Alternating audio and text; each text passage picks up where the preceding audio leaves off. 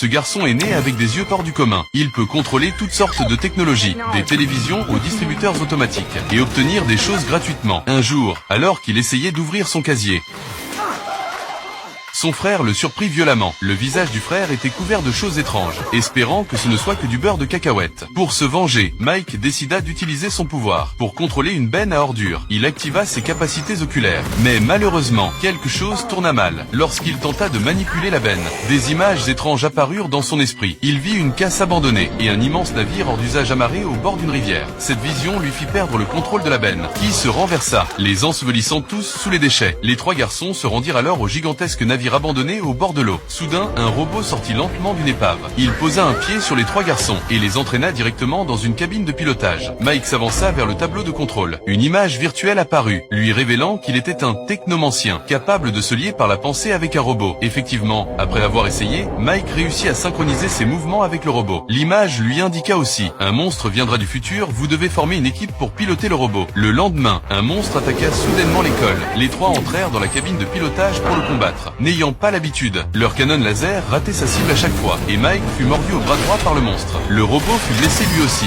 mais ses amis activèrent un bouclier protecteur, leur sauvant la vie. Toutefois, le bras du robot fut endommagé et nécessitait une réparation. Mike alla chercher son frère,